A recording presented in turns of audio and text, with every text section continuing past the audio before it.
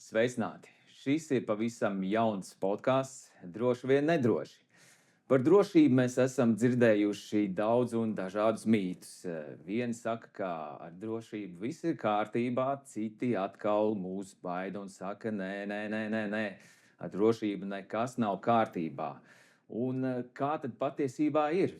Lūk, tieši tāpēc kopā ar Balta drošības akadēmiju mēs esam radījuši šo podkāstu, lai noskaidrotu, kas tad ir patiesībā mīti, vai tie nav mīti, vai ar drošību mums viss ir kārtībā.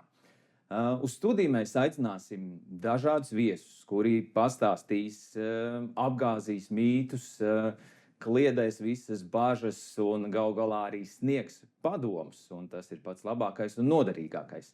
Tāpēc es teiktu, ka ja jūs rūpēties par drošību, tad šī ir īstā vieta, kur mums kopā pavadīt tāds diezgan saturīgas sarunas. Un šodien mums studijā ir viesi. Un sveicināti kungi, Balta risku vadības konsultants Jānis Vaivots un AJ Power Recycling valdes loceklis Uldis Skrebs. Labdien! Pirmais jautājums, kā jūs novērtētu mūsu studijas elektrodrošību? Jūties droši? Faktiski visas elektroinstalācijas mums ir paslēptas konstrukcijās. Tas ir labi vai slikti? No vienas puses slikti, ja mēs viņas neredzam. Jā. No vizuālā viedokļa tas ir labi. Ja? Mums viņas nekrīt asīs, vai ne? Nebojās skatu.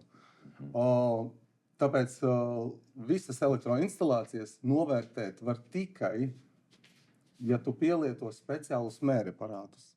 Un, protams, ka to darīs tikai elektriķis. Viņš sapratīs, kādā veidā jāpārbauda elektroinstalācijas, kādi mēraparāti jāpiemēro un kas ir jāpārbauda. Bet mēs šeit esam profesionāli elektriķi. Pirms visus sienās atteicinājuši tā, ka es domāju, viņš ir ticis galā ar darbiņu. Un, ja jūs jūtaties šeit droši, varam turpināt. Droši varam turpināt. Ideāli. Vai ir kaut kādas, ja mēs skatāmies, tad cilvēki ir sapratuši, kādas viņiem tās ierīces mājās ir drošākas, ir nedrošākas, bet vai ir tādas, ja mēs runājam par tipiskākajām kļūdām, ko cilvēki mājsaimniecībās pieļauj attiecībā pret šīm te elektroierīcēm, pret to lietošanu? Vai jums ir kaut kas tāds zināms? Jā, tipiskākā kļūda ir tāda, kad ja mēs nelietojam, cilvēks uzskata to, ka ja mēs nelietojam ierīci, tad tā nestrādā un faktiski viņa ir droša. Piemēram, ja mēs aizmirstam rozetē telefonu lādētāju, mēs domājam, ka viņa tā kā nestrādā. Tad viņa ir droša. Patiesībā viņš laiku silst, ja? un tas nav droši.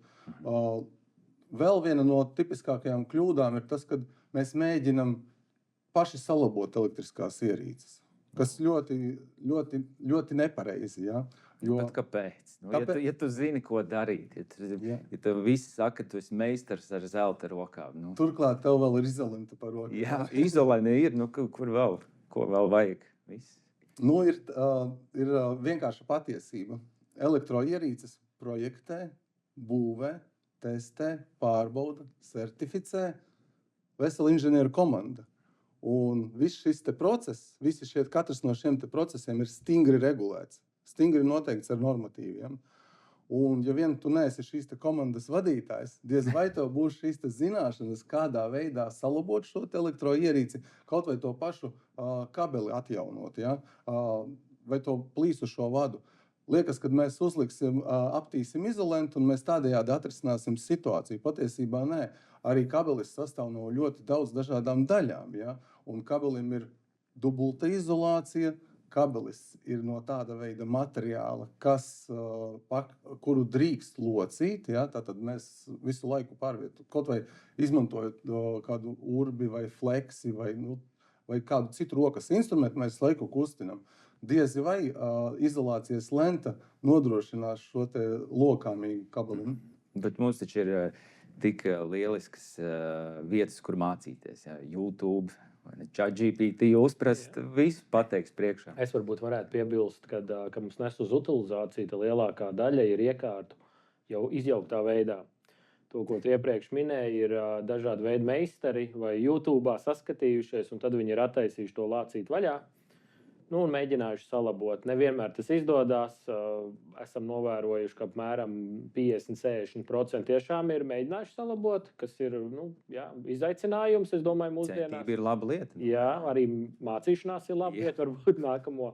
Bet Īpaši ar elektroierīci mācīties. Jā. Un lielākā kļūda, kas ir, kad mēģina salabot, nesanāk salabot un noliek nost. Lai pastāv. Varbūt rīts gudrāks par vakaru. Iespējams arī tādā veidā, vai varbūt parādīsies YouTube jauns video tieši uz to, kā sataisīt. Un tad cilvēki noliek mājā, nu, teiksim, tā tumšā vietā ar putekļiem, vēl kaut kur drēbis skapī, kaut kur, nu, kā kuram gadās. Un tā ir lielākā kļūda, kur pakļauj sev riskam, jo tu jau esi to lācīti attaisījis vaļā. Un tad jau var rasties vai pārkārtošanas brīdī, vai varbūt pat aizmirst, kad ir kaut ko uzliek virsū, vēl kaut kas, nu, un tad var pakļaut sev riskiem. Labi, nu tātad pašiem labāk nemēģināt neko labot, taisīt, ja vien nesat jau iepriekš to darījuši, vai ne? Nu, jā, vai arī tad pakonsultēties ar kādu speciālistu, vai tiešām apstīties, vai tas remonts nav diezgan sarežģīts. Nu, viens ir nomainīt spuldzīti. Tas nav varbūt sarežģīti, bet ja jau ir jāiejaucās kaut kur dziļāk ar baterijām, elektroplatēm un vadiem, tad labāk atstājam to profesionāļiem. Vai mūsdienās elektroierīces ir nevien drošāks? Es gribētu tā ticēt, ka mūsdienu elektroierīces ir drošāks. Bet tās arī patērē elektrību mazāk. Tas nav mīts, ja? Tā ir taisnība. Tad gan drošība, gan mazāks elektropatēriņš. Tāds ir. Faktiski mūsdienās ražotās elektroierīces ir daudz drošākas nekā iepriekš ražotās elektroierīces. Tāpēc, ka pirmkārt drošības standarti patstāvīgi uzlabojas. Nākošā lieta ir tas, ka katrs ražotājs cenšas uzlabot savu produkta kvalitāti. Tā skaitā elektroierīču ražotāji.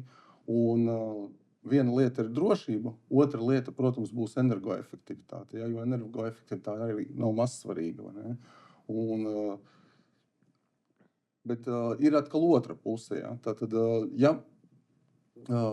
ja mēs elektroierīci iegādājamies internetveikalā, pieņemsim nezināma zīmola elektroierīci. Bet palēto. Un jau palēto, jā. Protams, ka palēto. Tad mums nebūs garantijas, ka šī elektroierīce ir droša. Un te nebūs tad, svarīgi, kad šī ierīce ir ražota, bet ir svarīgi, vai šī ierīce ir atbilstoši certificēta, pārbaudīta un pareizi viņa nonāk tirgū. Bet, ja mēs runājam par šo elektroierīču drošību, nav tā, ka uzražojot kaut kādu iekārtu ierīci, tas ražotājs jau pats uzņems atbildību par to, ka viņš saražo drošu elektroierīci, vai no šī skatu punkta skatoties, vai vispār tā varbūt kādā veidā viņa var būt nedroša. Ja ražotājs ir saražojis, pārdevis, un viņam jau vajadzētu uzņemties atbildību par to. Jā. Labs jautājums. Jā. Varbūt mēs tandēmā tad varam atbildēt. Tas ir tas, ko Jānis arī iepriekš minēja. Ļoti labi, no kurienes to ir pircis un ko to ir pircis. Viens ir atbildīgs ražotājs ar atbildīgu sajūtu, ievērojis visas drošības, visu pat salicis viņu tā, lai kurās rokās viņi nonāk, viņi ir droši. Bet ir arī ražotāji, kuri par to nedomā, kuri grib ar savu konkurētspējīgo cenu, lai nopērk viņu produktu, jo viņš ir lētāks, bet tā drošība tā tad kaut kur ir taupīts. Tad ir jautājums, kur ir taupīts. Un parasti tie ir materiāli, izolējošie materiāli, un tas drošība aspekts, kur tā nauda ir taupīta. Ja runājam vispār par lietošanas termiņu kā tādu, ja? Ražotājs, protams, kad nodrošina paša produkta kvalitāti ražošanas procesā, ja? Bet viņš nekādīgi nevar garantēt lietošanas apstākļus. Ja? Mēs saņemam, pieņemsim, jaunu planšetdatoru. Ražotājs nevar garantēt, ka, pieņemsim, jūs viņu neskatīsieties gultā, piemēram. Ja? Vannā, jā, vai pieņemsim, neievīstīsiet segā un neaizmirsīsiet par šo ierīci, ja, kas būs pieslēgta pie lādētāja. Tad tādas lietas ražotājs nespēja garantēt. Līdz ar to arī garantijas termiņu noteikti viņai nav. Garantijas termiņu viņš nosaka, bet lietošanas termiņu viņš nevar noteikt. Bet kā ir ar pašu elektroierīces izcelsmes valsti? Vai Eiropas Savienībā ražotās ierīces tiešām ir drošākas nekā no austrumiem ievestās? Es aizbraucu kaut kur ekskursijā uz tālām eksotiskām austrumu zemēm, nopērku tur tosteri un vedu atpakaļ. Vai tas būs nedrošāks? Jā. Eiropas Savienībā ir varētu teikt tā, visaugstākās drošības prasības elektrotehnikai. Un tieši šo apliecinājumu mums parāda CE marķējums. Tad, ja mums uz elektroierīces ir CE marķējums, tad mēs varam būt droši, ka šī ierīce ir droša eksploatācijai, lietošanai. Bet lieta ir tāda, ka ir jau tevis minētās austrumu valstis, kuras ražo pakaļdarinājumus. Un šiem te pakaļdarinājumiem, protams, arī šis CE marķējums ir viltots. Ja? Un, ja mēs skatāmies vienkārši statistiku, tad pieņemsim patērētāju tiesību aizsardzības organizācijas veids pētījumu. Speciāli iepērk no tās pašas Ķīnas, Hongkongas, ja, tradicionāli šīs lētās ierīces un skatās, cik tad viņas atbilst šīm prasībām. Un pētījumā ir parādīts to, ka lielākais vairums šo ierīču tomēr neatbilst prasībām. Arī nesen mūsu Latvijas patērētāju tiesību aizsardzības centrs ir veicis šādu pētījumu. Un 70% no šīm ierīcēm ir atklātas neatbilstības. Savukārt 43% ir būtiskas neatbilstības. Ja? Tātad, kas jau var radīt kaut kādu kaitējumu. Un tas ir ļoti liels procents. Ja? Kas ir šīs neatbilstības? Ar ko ķīnieši nerūpējas par saviem iedzīvotājiem? Vai kā? Kāpēc mums ir drošāk nekā viņiem? Ir tā, ka tirgus ir tirgus. Protams, katrs vēlas savu preci tirgu nogādāt līdz patērētājiem pēc iespējas ātrāk, efektīvāk, tā skaitā nopelnīt kaut kādu naudu. Vai ne? Un tas, kas raksturo elektroierīces drošumu, ir pirmkārt tā vienkāršā konstrukcija. Tad, jo vienkāršāka elektroierīces konstrukcija, jo tievāks vadiņš, jo nedrošāka šī ierīce. Ražotāji pat aizgājuši ir tik tālu, ka veidojot šos ierīču pakaļdarinājumus, viņi, lai tev šķistu, ka tā ierīce ir pietiekoši droša, tātad smags korpus, pašā korpusā ieliek kaut kādu atsvariņu, lai kaut vai keramikas gabalu, kaut vai cementa maisījuma gabalu. Vienkārši, lai smagāks? Jā, lai ir smagāks, lai tev sajūtot rokā liktos, jā, šī ierīce ir droša. Ja? Tas ir tas, ko es iepriekš minēju, materiāls. Viens plasmas veids var svert tāds pats tik, biezums var atšķirties. Te ir taupa uz materiāliem, tā kā Jānis saka, viņi ieliek pēc tam iekšā, lai tu paņemot veikalā, domā, te ir viss ar izolāciju, viss te būs kārtībā. Jā. Tādā ziņā radoši, bet ne visai droši. Jā. Droši radoši. Ja mēs runājam par tādām klasiskajām elektroierīcēm, kas gandrīz vai katram mājās ir, tur jau pieminētais leduskapis, teikana, plīts, nosūcējs, kas vēl telefons, dažādi lādētāji, televizors. Varbūt ir tādas kopīgās lietas, ko jūs ieteiktu, ko vajadzētu darīt un ko nevajadzētu darīt ar šīm iekārtām, lai tik tiešām esot mājoklī kopā ar tām, gan šīs ierīces justos droši, gan jūs pats. Sāksim, ar leduskapu, vai vienalga šaujiet, ar ko jūs gribat sākt. Jebkuru ierīci pirms pievienot tīklam, vajadzētu saprast, vai tas tīkls vispār spēj nosacīti pavilkt šo ierīci.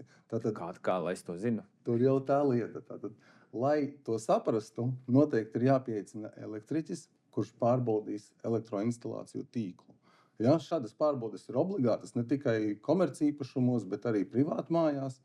Un tikai pēc pārbaudes elektriķis jums var ieteikt, ka, pieņemsim, šī rozete ir pieslēgta pie ļoti tieva vadiņa, vai nu mainam vadu, vai arī neslēdzam vairāk par, pieņemsim, telefonu lādētāju, neko vairāk. Ja?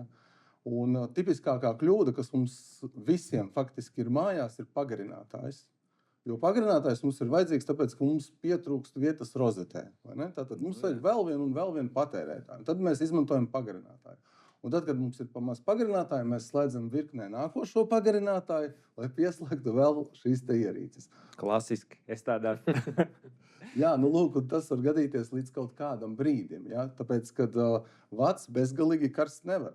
Arī kontaktsavienojums, respektīvi tā vieta, kur mēs kontaktdakšu iespraužam rozetē, arī tas bezgalīgi karsts nevar. Jo šī te karstošā vieta ar laiku zaudēs savu kontaktu savienojumu. Ko tas nozīmē? Sāksies karšana, sāksies dzirksteļošana, būs īssavienojums. Īssavienojuma rezultātā būs 6000 grādu. 6000 grādu, tā ir milzīga temperatūra. Tas ir tajā vadā, rozetē ir 6000? Tieši īssavienojuma brīdī. Ja mēs salīdzinām, tad tā ir tāda temperatūra, kas mums ir nepieciešama, lai sametinātu divus dzelžus. Ja, tātad divus metālus. Tā ir milzīga temperatūra.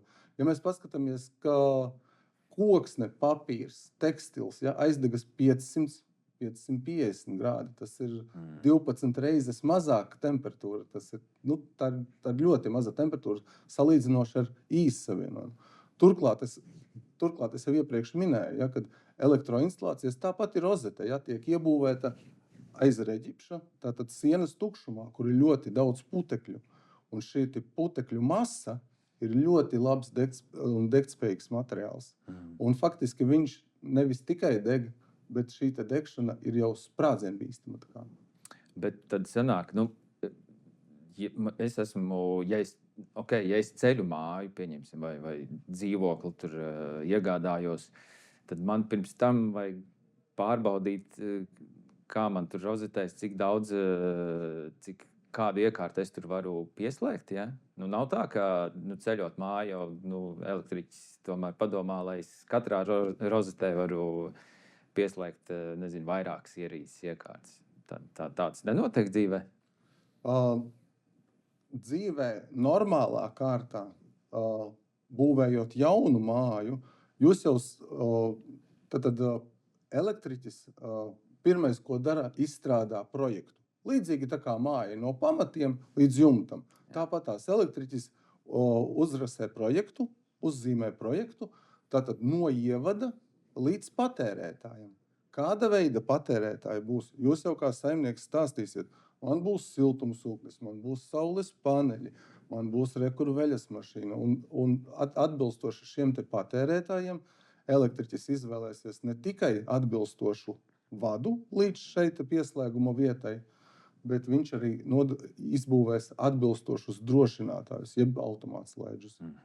Bet, ja sanāk, teiksim, esmu nopircis jau gatavu vai dzīvokli, vai māju, vai īrēju, tad, lai zinātu, kurā rozetē ko slēgt, tad man vajadzētu sākumā, lai tā būtu pilnīgi droši atteicināt certificētu elektriķi, lai viņš visus nomērs spriegumus un saprot, kur ieslēgt. Ja? Viennozīmīgi, jo tikai pēc pašas elektroinstalāciju pārbaudes elektriķis pateiks, vai vispār jau esošie drošinātāji vispār atbilst kaut kādām prasībām, drošuma prasībām, vai tie atslēgsies īstajā brīdī, atkal pie noteiktas slodzes. Ja, tātad atkal viņš skatīsies jau esošos apstākļus, un tikai tad viņš konsultāciju veidā jums pateiks, ka lūk, šī rozete ir paredzēta tam, kam jūs jau lietojat, vai tieši otrādāk. Viņu vajadzētu vienkārši ņemt nost, ja nav iespējams nomainīt vadu. Vai nomainīt vadu vienkārši. Drošinātājs var atslēgties arī neīstajā brīdī. Tā kā jau viss jau ir sprādziens jau bijis, ja?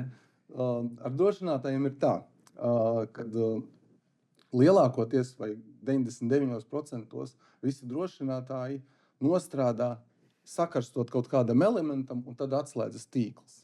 Tā ideja, vai ne? Jā, tā ir tā galvenā ideja.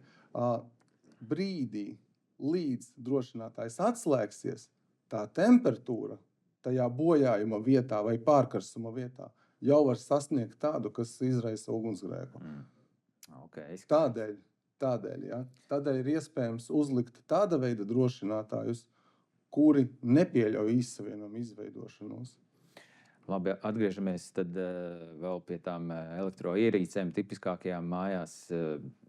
Kas ir tās, kam būtu jāpievērš uzmanība tad īpašāk?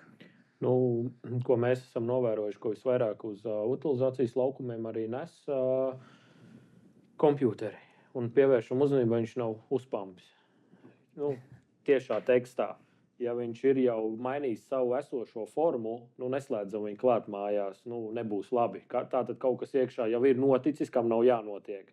Nevajag cerēt, ka viņš ir uz ziemu uzēdies, ja kompjuters tā nedara, neslēdzam klāt, tie lielākie riski, tas pats ar telefonu. Kas ir tas, kas tur uzpamst? Tad parasti baterija vai kaut kāds pārkāršanas process noticis, vai kaut kur ir traumēts kaut kas, un tad veidojās tas uzpampums tam visam. Jā.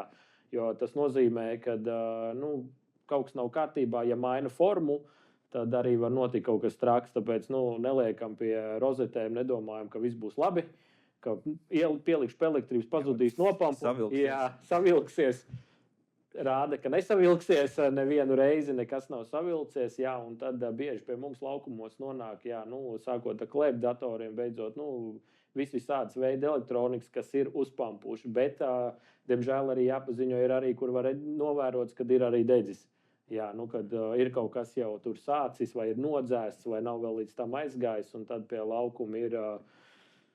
Ar to mēs īpaši uzmanību pievēršam katru dienu, kā lai saka, kontrolējam to procesu, jo uguns riski pastāv arī pēc tam, kad ir jau nodots mums.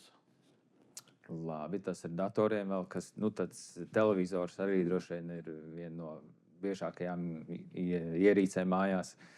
Ar to arī kaut kā īpaši jāuzmanās.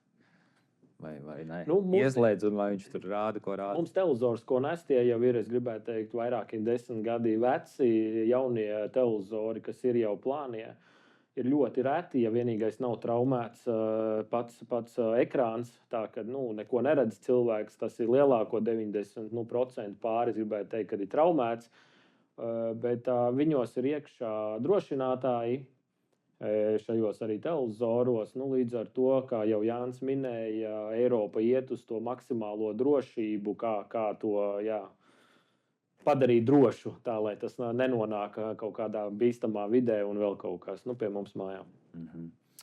Cik droši ir atstāt rozetēs ieslēgtus kaut kādus lādētājus vai datora vadus? Tu jau minēji, ka it kā ierīce ir izslēgta, bet rozetē stāv tur viss notiek. Vai bez uzraudzības atstāt kaut kādas tādas lietas, tas ir nedroši? Te mēs varam atgriezties pie tā, kuras ierīces skaitās bīstamākas un kuras ir mazāk bīstamas. Atgriežamies pie šī. Lūk, pieņemsim veļas mašīnu ieslēgtu. Mēs varētu atstāt, bet nevajadzētu iziet ārpus mājas. Tad uzraudzībai kaut kādai jābūt. Tātad es nevaru viņu uzlikt, lai viņi tur stundu vai divas mazgājas, tikmēr iet kaut kur pastaigāties. Jā, tāds būtu tāds ieteikums, vai neatstāt māju. Bet pieņemsim cepešu krāsni, vai ēdiena pagatavošanai paredzētās elektriskās ierīces. Tās gan vajadzētu faktiski uzraudzīt, jo tur tomēr veidojas karšanas procesi, un kurš tad būs pēdējais, tas karšanas process, to neviens nevar paredzēt. Protams, ka mēs zinām, ka leduskapi būvē tādu, lai mēs arī droši uz darbu iet, vai nevis sēdēt. Lai nav katru rītu jāslēdz ārā. Tieši tā, jā. Bet kā ir ar kaut kādām lādētājiem? Jo man bieži arī ir jālādē kaut kādas lampas, telefoni, kaut kādas tādas iekārtas. Un es domāju, vai baterijas, cik droši ir tas, ka es uzlieku lādēties, viņi tur lādēja stundas, divas, un es tikmēr nezināju kaut ko darīt, kas man ir jādara. Vai tādas lietas ir droši atstāt uz lādēšanos? Kaut vai telefonu. Tā, ka es nesakoju līdzi, neskatos, cik tu labi lādējies tagad, cik jau esi uzlādējies. Lādēšanas ierīces atkal savā starpā varētu nosacīt klasificēt. ir lādēšanas ierīces, kas ir drošas un kas nav drošas. Vienkāršiem vārdiem sakot. Atkal viss jā, tas atkal viss vienā katlā sanāk. Bet tās nedrošās ierīces raksturo, pirmkārt, kur jūs esat viņu iegādājies. Ja? Jūs spējat izsekot, kas ir ražotājs. Ja? Nu, pieņemsim, mēs uzstādam sev galveno uzdevumu, tādu un tādu lādēšanas ierīci, mums vajag pēc iespējas lētāk. Ja šīs te ierīces ražotājs ir nezināms vai neizprotams, un tādu ierīci vajadzētu klasificēt kā nedrošu un nevajadzētu viņu izmantot. Labāk ir lietot tādas ierīces, kuru ražotājus mēs pazīstam. Un pārliecināties, kaut vai pastīties tās pašas atsauksmes lādētājiem, ja? Kādas ir atsauksmes par šo te produktu. Un ja šī te ierīce ir ar CE marķējumu, jau gribētos teikt, ka viņa ir droša un ar viņu var droši rīkoties, kā lādēt, izmantot. Citreiz arī ir tā, ka mums ir ierīce, bet kaut kas notiek ar oriģinālo lādētāju, ko ražotājs ir paredzējis un iedevis līdzā. Un tad pat nesalīdzinot nekādas jaudas, neko, ieejam veikalā, dar viena puse, dar otra puse, nopērk un domā, ka viss ir labi, viss ir forši. Jā, viņš lādē mājā. Tā tad viss ir forši. Bet jautājums ir, ar kādu jaudu viņš lādē. Mūsdienās jau minētie telefoni vai lampas, baterijas, kā tu teici, vienalga ir jauda, ko viņš var paņemt pretī. Un lādētāji dažādi. Telefonam ir ātri lādētāji, lēni lādētāji, visādi mūsdienās. Un tad ir jautājums, kam ir tavs telefons paredzēts, kam ir tā baterija iekšā telefonā paredzēta un kam ir lādētājs paredzēts. Ja visi trīs tie nesaiet kopā, nav pareizie skaitļi, tad labākajā gadījumā nelādēs, sliktākā gadījumā lādētājs. Pirmais atteiksies kaut ko darīt, un pēc tam jau var aiziet uz degšanu viss jau, jā. Kādu lādētāju jūs pērkat savām ierīcēm, tam arī jāpievērš. Jā, kas jāskatās? Jauda apstīties ar kādi paredzējumā šī lādēšanas jauda gan telefonam, gan lādētājam. Parasti to var atrast tajā pašā internetā un telefonu modeli ieliekot vai jebkuru ierīci, kur mēs lādējam, varam ielikt iekšā, bet aizmugurē parasti arī ir rakstīts. Ja mēs runājam par baterijām, visām ir rakstīts, cik ir paredzēti volti laist iekšā, ampēri, teiksim tādā vieglā valodā jāsalīdzina skaitlīši vai sakrīt skaitlīši. Tad tie nav vienkārši skaitlīši, kas ir uzrakstīti, tiem ir jāpievērš uzmanība. Jā, bet ir arī, tā kā Jānis jau minēja, iekārtas, kur izcelsme nav zināma šiem lādētājiem, mums atnes uz laukumu veselu kasti. Tiešām nepārspīlēju, iedzīvotāji atnes kasti, un mēs arī saprotam, ka tie lādētāji bijuši daudz. Tātad kaut kas nav. Kaut kas nav, ja viens cilvēks vai 5 lādētājs atnes kastē. Pasaka Dievs, kad viss 5 ir izmēģinājis uz vienu ierīci, mājā nav gājuši. Visticamāk, tā izklausās. Jā, nes uz utilizāciju, bet tad paradumi ir interesanti, jā. Varbūt ir vēl kādas tipiskākās šādas kļūdas, ko cilvēki pieļauj ar tādām, ikdienas ierīcēm lietojot, un ko jūs ieteiktu, no kā vajadzētu izvairīties mājoklī? Ja tādas ir. Atkal, ja mēs atgriežamies... labi, sākšu vainu. Pirmā lieta, ko mēs daram, ir, pieņemsim to pašu pagarinātāju, mēģinam noslēpt aiz gultas vai kaut kur aiz mēbelēm. Tā, lai smuki. Tā, lai viņš nekrītācies. Jā, tad atkal vietā, kur uzkrājas putekļi, to nevajadzētu darīt. Nākošais padoms ir... Nekādā gadījumā elektrības vadus nevajadzētu likt zem paklāja, vai tur, kur mēs patstāvīgi minam ar kāju virsū, ejot, ja? Vai, pieņemsim, kādā skapī, lai mēs ar skapja durtiņām nesaspiestu šo te kabeli. Vispār vajadzētu, izklausās, ka pagarinātāju ražotājiem vajadzētu pie dizaina piestrādāt, lai smuki, skaisti pagarinātāji, lai nav nekur jāslēp, lai viņi var tik tiešām nolikt nevis aiz skapja, bet priekšā skapim. Šeit man atmiņā nāk viena atziņa no tiesu atzīta ugunsgrēku eksperta, un viņa vārdi ir šādi. Ja būtu iespējams, pagarinātājus vajadzētu vispār aizliegt. Nu, kā tā? Nu, tik ērta, laba lieta. Nu, tiešām tik nedroši viņi ir. Ja? Viņi ir tiešām tikai paredzēta īslaicīgai lietošanai, nevis patstāvīgai lietošanai. Nu, ir arī tādi, kuri ir 2 pagarinātāji mājā. Tev ir 2 pagarinātāji vai 3 vēl kaut kas. Nu, viens ir kaut kāda iemesla dēļ neiet vairāk. Nu, un tad cilvēks grib uztaisīt kaut ko, salabot viņu kaut kādā veidā, vai arī nopirkt pagarinātāju, kurš ir pa īsu. Bet man ir vecais. Nu, vecs ir. Nu, pārgriezīšu to, pagarināšu, nebūs ietaupīšu naudu un viss pārējais. Jā. Tieši tā. Praktiskais latvietis. Praktiskais latvietis, jā, bet nu, tad atceramies apskatīties vadu biezumu. Netinam kopā mazu šauru vadiņu ar tādu kārtīgu pirkstu izmēru vadiņu, jo nu, tajā gadījumā tas nebeigsies labi. Visur iet cauri elektrība, un jā, tā kā arī Jānis minēja, ja mēs vēl to paliksim zem tepiķa, jo nesmuks satinās ar skoču, man šīs savienojums, jā, uzlikšu virsū tepiķi, lai neviens neredz. Jā, var beigties citādāk.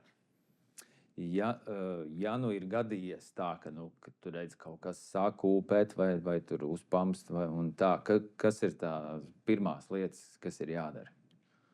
Pirmā rīcība būtu pareizi atslēgt šo elektroierīci no tīkla, respektīvi atvienot kontaktdakšu.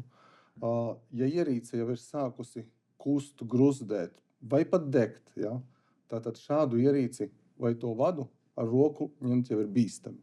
Tātad vadu mums vajadzētu atvienot, izmantojot kādu priekšmetu. Nu, pieņemsim ar krēsla kāju.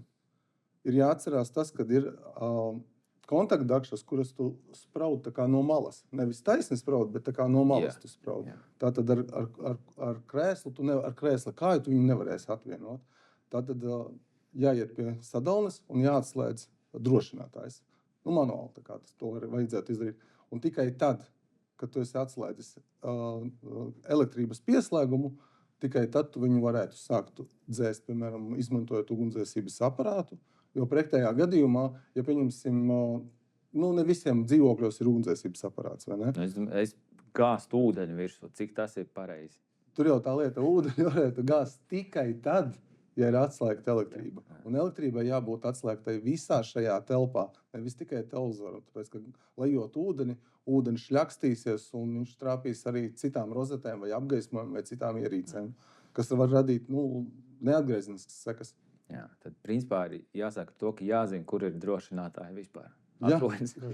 To būtu labi zināt. Kāda ir tā sajūta vai uz ko mēs virzāmies nākotnē? Nu, man ir sajūta, ka paliek aizvien drošāk un drošāk un drošāk, bet nāk arī šīs te viedās tehnoloģijas, viedās mājas, kur man liekas, jo viedāk, jo tur ir vairāk un vairāk dažādu elektroierīču un cik viedās mājas vispār ir drošas un vai nākotnē mēs aizvien vairāk un vairāk dažādas elektroierīces lietosim, cik tas ir droši, jo bišķi sajūt, ka aizvien nedrošāk un nedrošāk kļūst, jo vairāk dažādu ierīču. Nu, tur tev taisnība, mēs attīstamies ļoti ātrumā ar ierīcēm. Jā, pāris gadus atpakaļ mēs būtu teikuši, kas ir, piemēram, e-robots, kurš tev izejot no mājas izsūdz grīdu, tad droši vien nebūtu saprašana, bet jau mūsdienās gandrīz visi to saprot. Un mēs dienas beigās esam paši atbildīgi par savu drošību. Jebkurš no mums izejot no mājas vai atrodoties mājā, mēs gribam to drošu vidu sev, lai mēs varam tur būt drošībā. Un tad vajadzētu, ko mēs iepriekš jau visi izrunājām, pievērst uzmanību, ka citreiz var būt tas pagarinātājs, kurš ir 15 gadi vecs, pārbaudīt, vai nav pārlocīts jau vecs, kaut kur nav kaut kas jau atdalījies no kaut kā korpusa.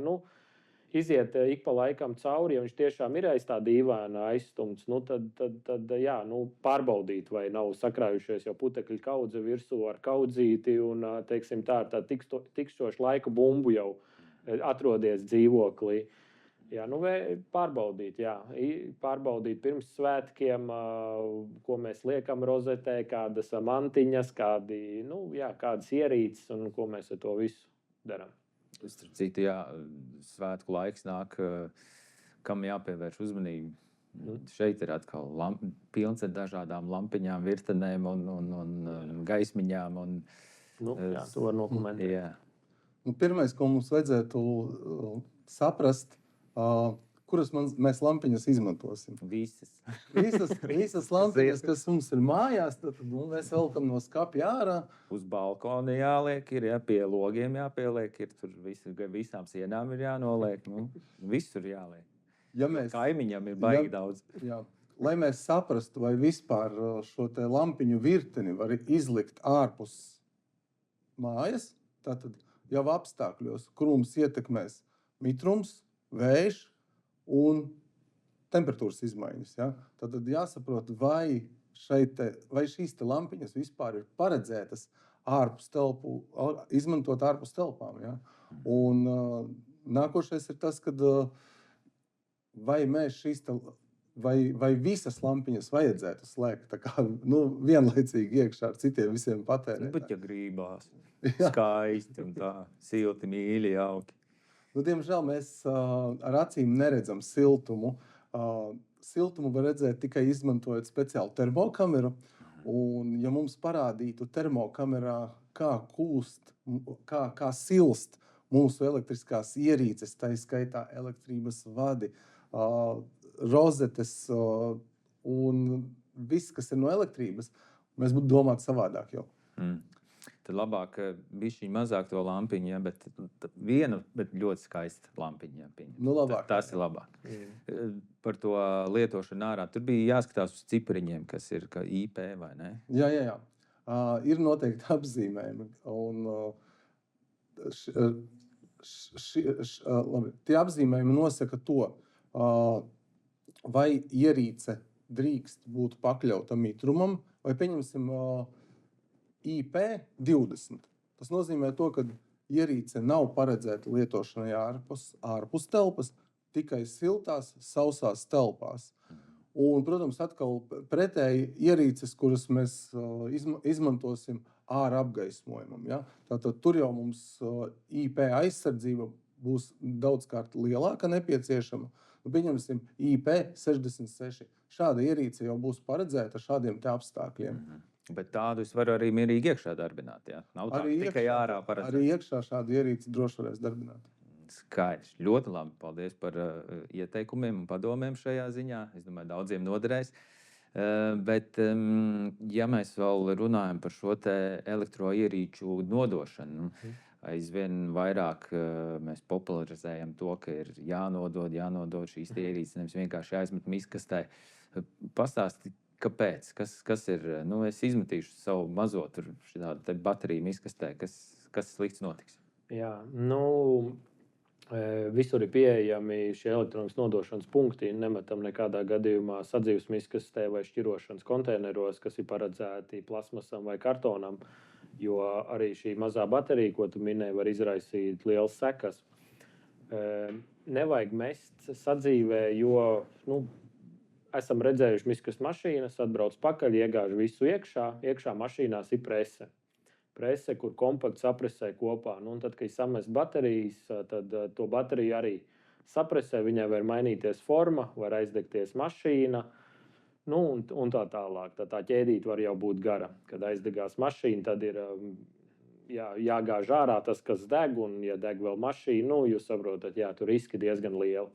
Tāpēc katru sākot no baterijas, beidzot elektrotehniku, vajadzētu atsevišķi braukt un nodot uz tiem paredzētajiem konteineriem, tikai neved uz nevajadzīgākām vietām, kur tā elektrotehnika nav domāta. Bet jums pašiem arī ir gadījies, ka kāds ir sadzīves atkritumos izmetis kaut kādu bateriju vai ko un aizdegusies mašīna? Regulāri. Regulāri tas notiek? Tas neminējuši ciparus ir diezgan bieži. Arī ir tā, ka vienkārši cilvēki nezinot vai negribot vai kaut kādu citu ieradumu dēļ ir izmetuši ārā pat veselu maisiņu, teiksim tā 2 metri no konteinera. vienkārši krūmos vai vēl kaut kur bateriju maisiņu, jo uz konteineru rakstīts, ka nedrīkst. Jā, tad jāmet blakus. Jā, un tad slinkuma dēļ Cik ir nomest blakus. Bet mūsdienās jau, ja mēs pasakotam līdz painteresētos, gandrīz visās iepirkuma vietās ir iespēja jau tās baterijas nodot, un pat elektropreces ir visur iespējams. Tikai ir jāpaņem telefonā jānoserčo, un lielākā daļa arī ir tuvu mājām. Tas nav tā, ka 20 km būs jādodas, lai izmestu vienu bateriju ārā. Mūsdienās viss jau ir tik tālu attīstīts un tik daudz jau pieņemšanas laukumi, ka tikai vajag painteresēties. Un dažreiz problēmas var atrisināties no sevim, kā rīkotās akcijas. Mēs atbrauksim pat pakaļ un savāksim no jums. Ko jūs darat? Jūs pieņemat? Kas pēc tam notiek ar to, nezinu, tosteri vai televizoru? Vai... Jā, mēs pieņemam visu, salauzto, nesalauzto, nevajadzīgo, pilnīgi visu, kas ir. Un tad mēs ievietojam speciālos konteineros, kas ir paredzēti tam, kur, lai nenotiek pašais degšanās, vēl kaut ko, lai mēs nodalītu nost jau no citiem atkritumiem. Un tad vedzam uz pārstrādes rūpnīcām, kurām ir viss vajadzīgās valsts vides dienestas atļaujas un kuri zina, ko ar to darīt. Jo ir daudz komponenti, no daudz kā sastāv, un tad mēs vedam, un tur tiek atgriezts jau otrreizējās izejvielās vai pareizi utilizēts. Tas viss, pēc likuma došanas, lai viss būtu kārtībā un viss būtu, teiksim, tā zaļi, lai viss būtu smuki. Kā cilvēki vispār kļūst apzinīgāki, gan nododot vecās elektroierīces, gan arī lietojot savos mājokļos, kāda ir to jūsu novērojumi? Jā, ir ar uzliesmojumiem, it īpaši pēc svētkiem, tāpēc, kad tad ir kāds radinieks vai kāds mīļotais cilvēks uzdāvinājis kaut ko jaunu. Ar uzliesmojumiem tā kā elektroierīces? Nē, uzliesmojumiem uz nodošanu tieši domāts, kad veco elektrotehniku atnes nodot. Tāpēc, kad ir ticis pie jaunas, vai ir uzdāvināts jauns, vēl kaut kas. Tas ir visvairāk pamanāms, kā es minu, pirms svētkiem vai pēc svētkiem, kad jau apmēram jau ir saprotams, uz ko tas iet. Un tad visvairāk nodod arī, piemēram, tad, kad beidzās ziema un paliek jau siltāks un parādās jau zāles darbi, kur jāiet dārzā, tad ļoti uzliesmojoši ir elektriskās pļaumašīnas vai trimeri elektriskie. Visi jau, kur grib nomainīt vai kaut kādu iemeslu dēļ neiet, vai ir jaunāks modelis, jaudīgāks vajadzīgs. Jā. Un cilvēki mūsdienās ir palikuši diezgan atsaucīgi. Gribētu teikt, ka katru gadu uzlabojās, katru gadu arī mūsu akcijās tiek sasniegts ar vien lielāku tonāžu, ko cilvēki nodod. Un visvairāk, kas ir, kad sāk interesēties arī jaunieši par to, kur man to likt. Viņi vai nu izlasījuši, ka uz miskas nevar, vai dzirdējuši, ka tas ir vidēji bīstami, un tad viņi paši pat atnes uz mūsu laukumu kaut kādu ierīci, atdod, un paradumi sāk mainīties. Nav tikai tādā vienā ceļā, bet sāk jau meklēt arī cilvēku, kuru visu pareizi nodot, lai tiek pareizās rokās un zina, kur to visu var likt. Izklausās, ka ejam pareizajā virzienā. Ko man šķiet, ka tādas galvenās lietas esam izrunājuši? Varbūt ir kaut kas tāds, ko jūs gribat vēl piebilst un pateikt šajā jomā, kas būtu visiem jāzina un jāņem vērā. Es varbūt pieminēšu tad, pa iespējām, kad pameklējam, kur pareizi atbrīvoties no elektroierīcēm tuvāk savu mājām. Ir speciāli paredzēti konteineri, speciāli paredzēti nodošanas laukumi. Un varbūt tuvojās svētki, izejam cauri vecai elektrotehnikai, kur ilgus gadus ir sēdējusi skapī, nevienam nav vajadzīgi, neturam. Nododam to, izvērtējam, vai būs vēl vajadzīgi, atbrīvojamies no tās un radam arī savu to māju zaļāku un mazāk bīstam. Paldies par ieteikumiem. No tavas puses vēl kas piebilstams? Es varu pastāstīt to, ka tehnoloģijas arī iet uz priekšu. Un jau kā 10 gadus mūsdienās jau ir pieejami automātslēdži, kuri analizē, kas notiek tīklā. Tad saprot, kas notiek tīklā, un ja pieņemsim, viņi redz kaut kādu bīstamu situāciju vai situāciju, ka tūlītās izcelsies ugunsgrēks, veidosies izsavienojums, viņi automātiski atslēdz šo tīklu.